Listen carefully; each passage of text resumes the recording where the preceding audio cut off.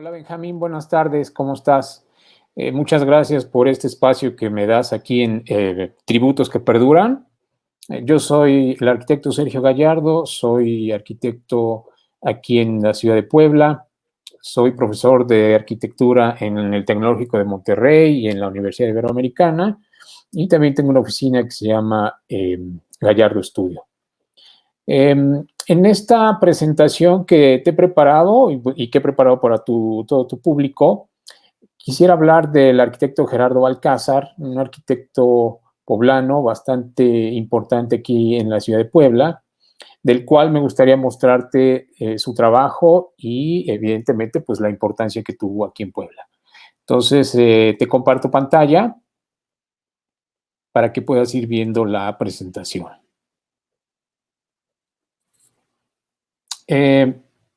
Gerardo Balcázar tuvo una actividad profesional muy fructífera, aunque desgraciadamente tuvo una vida demasiado corta, ¿no? El cartel que estamos viendo aquí fue una exposición que le organicé el 28 de enero del 2016, hace 4 años, debido a que mi tesis de maestría estuvo basada en su obra. Y esto por una sencilla razón, que yo tuve la oportunidad de colaborar con él en unos buenos años en su oficina y me abrió las puertas para aprender mucho de las cosas que yo sé en la arquitectura. Mi tesis de maestría estuvo basada en su obra, pero antes de pasar a eso me gustaría presentar rápidamente un contexto de la arquitectura a nivel nacional, en el cual pues los protagonistas eran evidentemente Ricardo Legorreta, Teodoro González de León, Agustín Hernández, entre otros, eran los protagonistas en este momento de la arquitectura en México.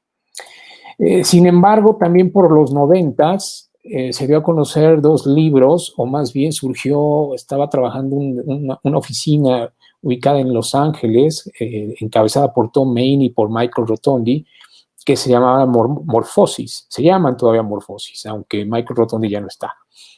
Este es un momento importante porque fue una influencia para toda la arquitectura mexicana. La obra de Tom Main, a partir de sus proyectos, a partir también de su forma de presentar la arquitectura gráficamente y a través de modelos o maquetas, ¿no?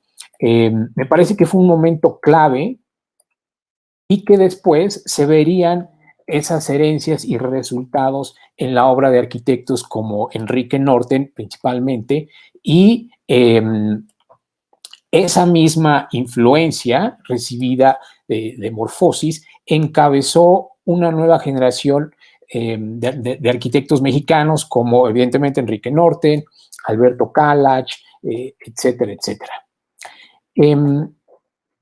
Estamos viendo algunas de esas influencias.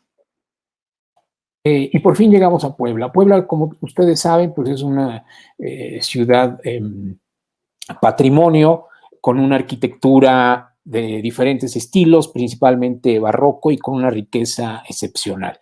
En ese mismo periodo de los 90s había una serie de arquitectos importantes también que estaban haciendo la arquitectura en Puebla.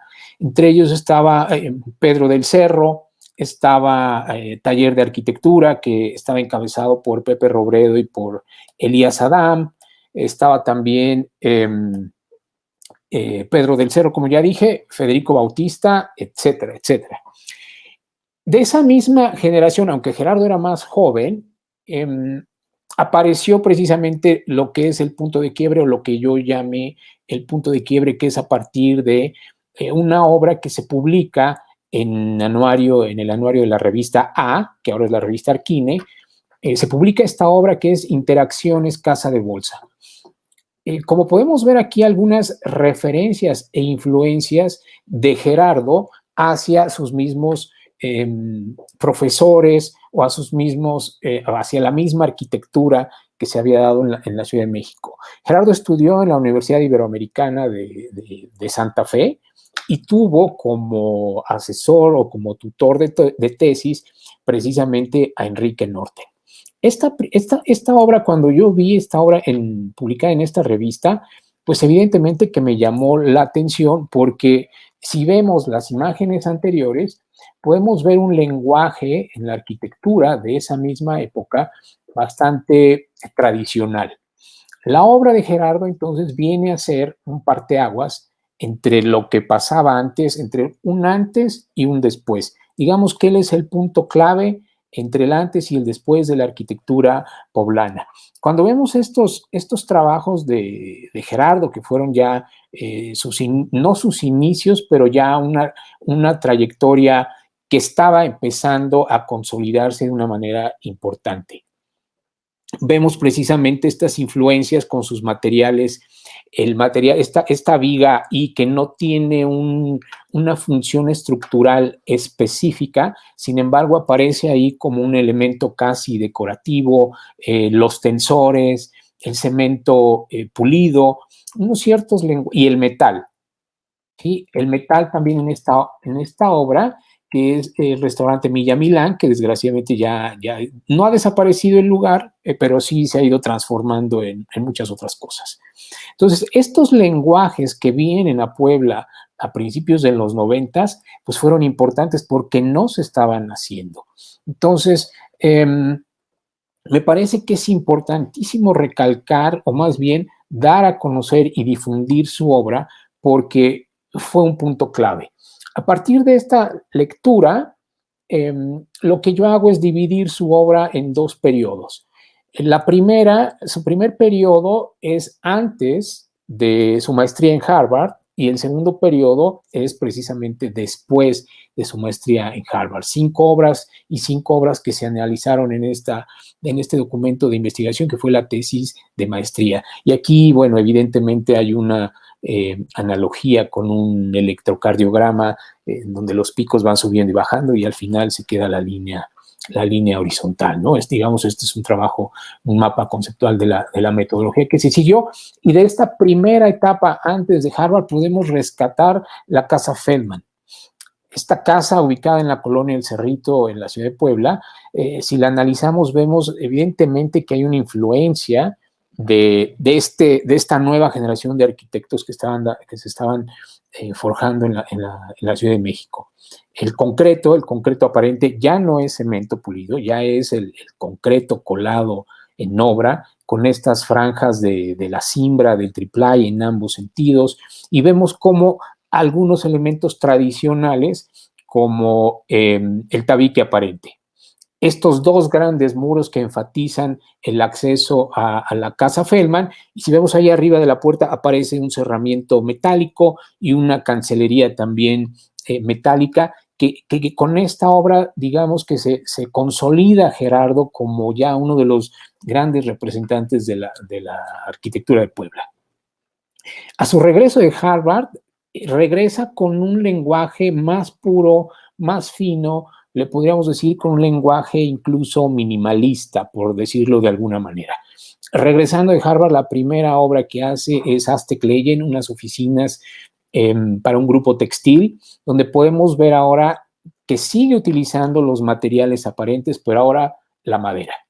La madera trabajada de una forma muy artesanal, muy clara, tanto en los plafones como en estas cajas que aparecen de ahí. Evidentemente que hay una buena calidad de la mano de obra y el piso de terrazo color negro.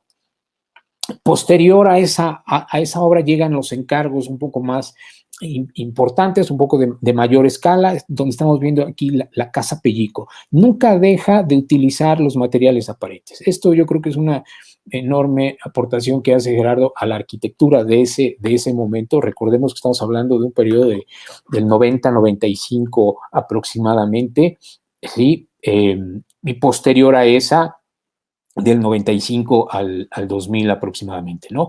Y este lenguaje también muy claro, con una volumetría muy, muy definida, volúmenes casi precisos, sin caer en esta espectacularidad, sino más bien en una geometría clara y en elementos importantes. Llega después la Casa Flores. La Casa Flores tiene una enorme aportación en ese momento porque inclina la losa de la cochera.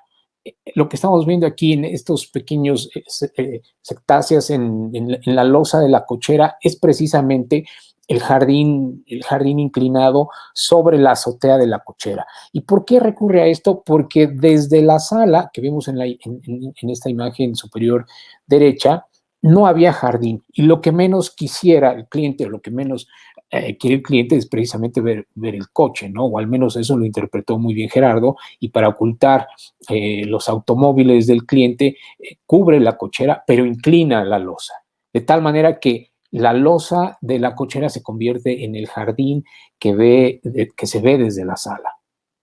Y vemos también cómo estos elementos o estos materiales aparentes como la madera, ¿sí? Aquí barnizada, ¿no? Siguen apareciendo en su obra.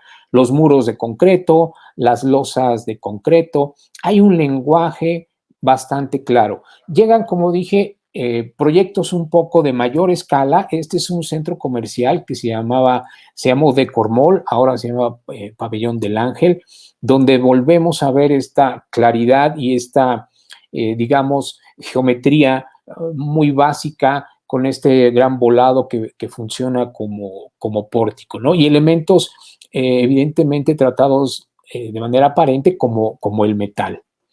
Por último, llega esta obra, estamos hablando ya aproximadamente del 2004.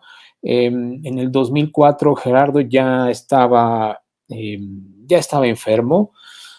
Ganan el concurso junto con Enrique Betancourt, José Antonio Betancourt y Rodrigo Jaspeado, ganan el concurso para diseñar el proyecto de la Escuela de Lenguas de la Universidad de las Américas. Una obra importante por el tamaño, por la escala. Sin embargo, vemos los mismos elementos que siempre perduraron en su obra, ¿no?